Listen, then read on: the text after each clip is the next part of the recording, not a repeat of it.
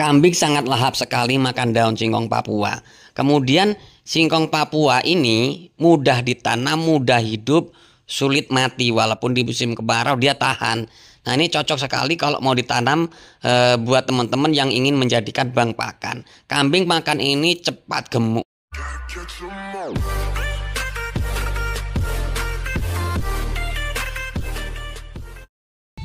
Halo guys, assalamualaikum warahmatullahi wabarakatuh. Jumpa kembali dengan Indra Palupi Channel.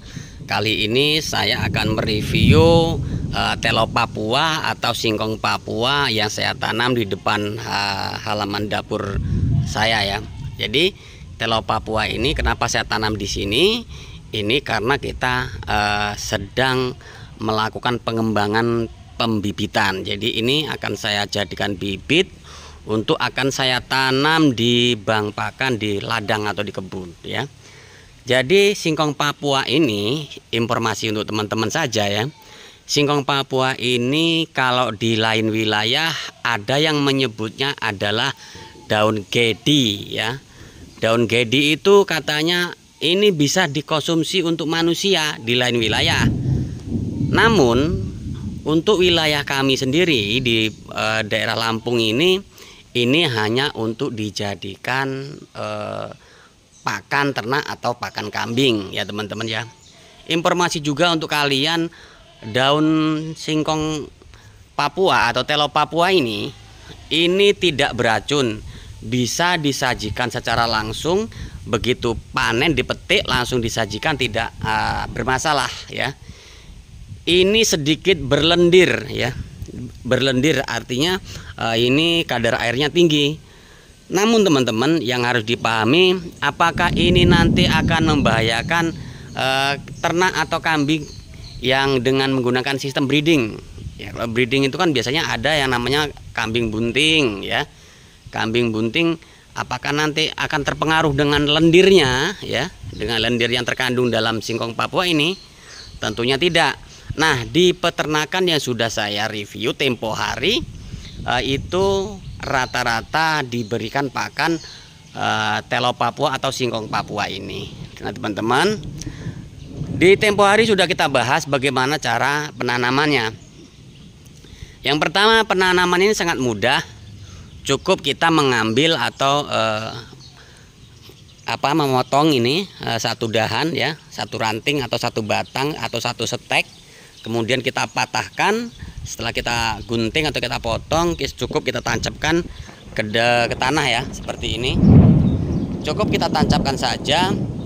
Kemudian kalau tidak ada musim penghujan, cukup disiram dengan air ya. Cukup disiram dengan air, itu akan hidup.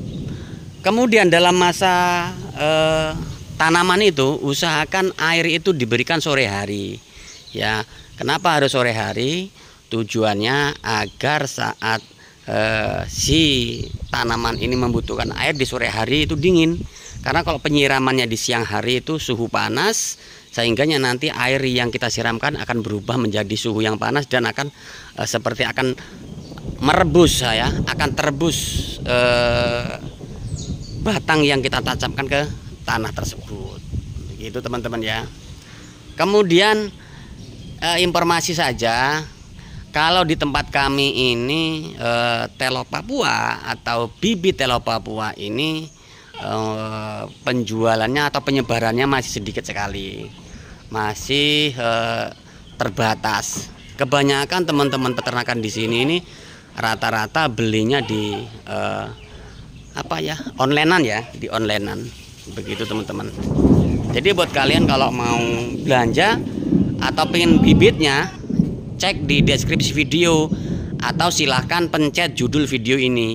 Nah, kalau kalian pencet judul video ini, kalian tekan, nanti di situ ada linknya ya, ada link toko penjualannya.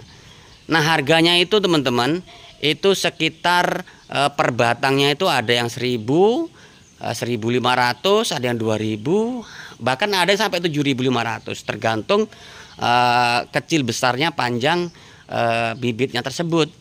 Biasanya itu kalau satu steknya ini teman-teman ya, itu dari ujung ke ujung itu, nah dari sini ke bawah sini biasanya itu di 25 cm kalau di bibitnya.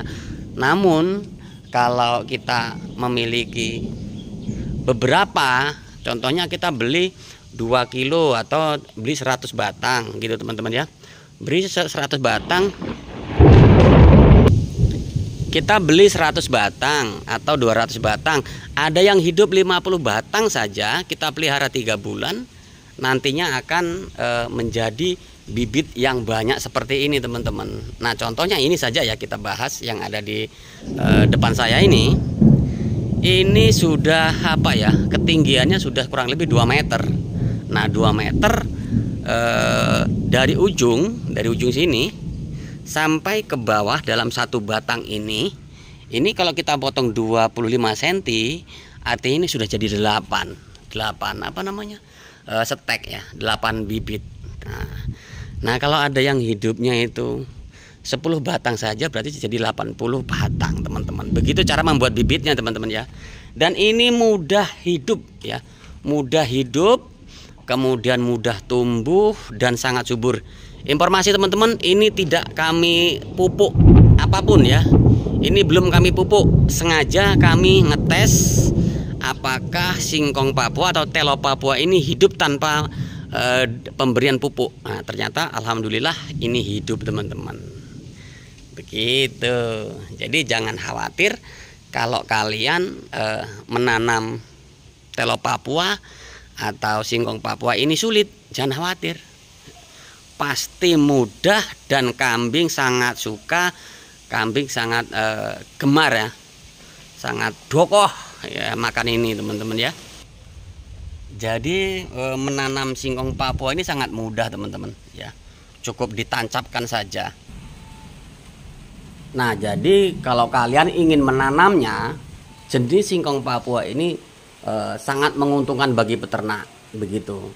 Biasanya kalau teman-teman yang sudah menanamnya itu begitu tanam 2 bulan atau 3 bulan kemudian bisa dipanen. Nah seperti ini sudah bisa dipanen gitu teman-teman ya. Ini sudah waktunya dipanen untuk diberikan pakan ke ternak. Dan kenapa ini belum dipanen? Ini memang sengaja belum dipanen supaya tinggi, kurang lebih 3 meter atau 4 meter tingginya, baru nanti akan kita panen dan akan dijadikan bibit begitu. Tapi kalau tidak dijadikan untuk bibit, segini ini sudah layak panen, sudah waktunya panen. Seharusnya sudah di 1 bulan yang lalu sudah waktunya panen begitu teman-teman. Jadi sangat mudah sekali. Nah yang paling menguntungkan lagi, karena singkong Papua ini kan daunnya tebel, lebar gitu ya. Jadi cocok banget kalau teman-teman jadikan ini sebagai bank pakan. Ini cocok sekali. Namun yang teman-teman harus ketahui, singkong Papua ini pemberiannya itu sebaiknya hanya 50%-nya saja dari kebutuhan pakan bagi ternak. Contohnya kalau 1 hari itu kebutuhan pakannya itu 1 kintal untuk ternaknya. Nah daun singkong Papua atau telo Papua atau gedi ini berikannya 50 kilo saja. Yang lainnya bisa rumput, bisa silase yang lain, daun-daunan atau hijauan yang lain begitu. Tidak 100% ini saja gitu. Dan kalau bisa jangan dijadikan pakan setiap hari gitu. Nah kenapa? Apa nggak boleh gitu? Banyak kan pertanyaan begitu. Ya tentu saja boleh saja.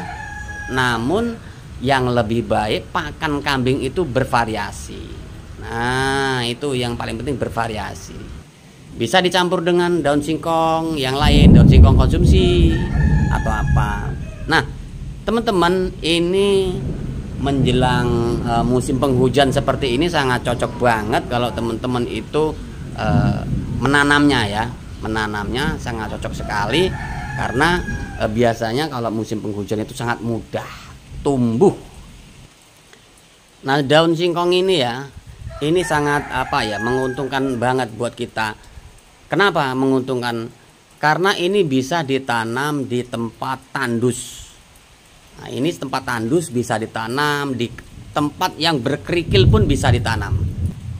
Ini kalau teman-teman perhatikan, ini adalah tanah yang tandus, tanah berpasir, yang memang tidak layak untuk dijadikan tempat untuk penanaman ya.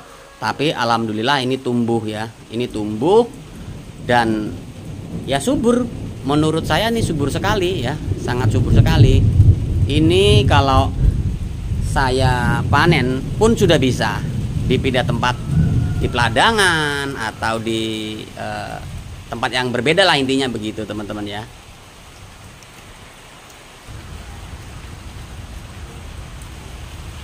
Untuk teman-teman yang baru bergabung dengan channel ini, jangan lupa bantu subscribe, like, comment, and share, tekan tombol loncengnya agar teman-teman bisa dapat notifikasi setiap saya upload video. Nah, gitu teman-teman.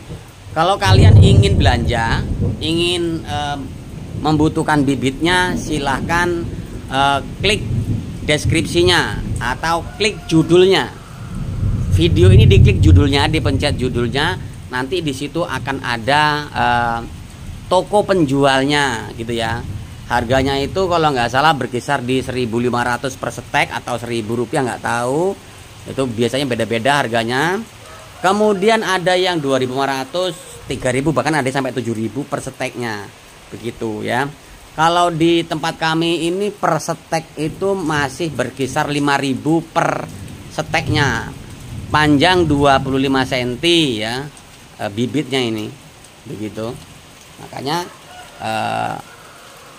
kita harus paham kalau beli itu. Dan yang paling penting lagi, kalau beli jarak jauh itu apakah aman atau keamanan, nah itu kembali ke teman-teman semua. Karena saya tidak jualan, dan saya tidak menjual. Nah mungkin kalau nanti saya sudah stoknya banyak baru akan menjual nanti, tapi suatu saat nanti, karena bibitnya kita masih buat ini. Yang dalam video ini baru kita melakukan pembenihan atau pengembangbiakan. Kalau sudah buahnya nanti akan kita pindah ke ladang dan akan kita bikin lebar. Setelah lebar baru stoknya ready banyak, baru kita jual bibitnya. Begitu teman-teman. Itu pun kalau saya mau. Kalau tidak mau ya tidak apa-apa, tidak usah jualan, kita cukup review. Untuk teman-teman yang kandang kambingnya ingin kami review, silakan tinggalkan alamat di kolom komentar, atau silakan kirimkan inbox di Indra Palupi Channel Facebook, atau di IPC Facebook halaman, atau di Indra Palupi Channel Facebook. Nah gitu teman-teman. Jadi silakan tinggalkan alamat lengkap, nomor telepon, nanti akan saya telepon dan akan saya kunjungi teman-teman semua kandangnya. Begitu teman ya. Lalu banyak pertanyaan juga dari teman-teman, apakah pemberian pakan daun telo Papua atau daun singkong Papua ini tidak membuat kambing keguguran ya. Jangan takut, di tempat yang teman saya yang sudah saya review berkali-kali breeding itu tidak ada masalah selama ini. Hanya kalau diberi pakan daun singkong Papua kebanyakan kotorannya itu agak becek, tapi bukannya mencret, bukan, hanya becek. Nah itu teman-teman. Nah supaya kambingnya itu tidak kotorannya lembek, berikan singkong Papua ini 50% atau 70%, intinya masih ada campuran yang lain. Begitu teman-teman ya. Jadi jangan takut, singkong Papua cocok untuk dijadikan pakan ternak kita. Beda dengan pakan-pakan yang lain. Kalau Indigo Vera proteinnya tinggi tapi pertumbuhannya lama. Kemudian kalau Odot pertumbuhannya cepat tapi sedikit ada bulunya, bulu halusnya yang sedikit gatal. Nah begitu. Kalau singkong konsumsi dia tidak tidak sulit nyarinya, tapi kadang masih ada yang keracunan.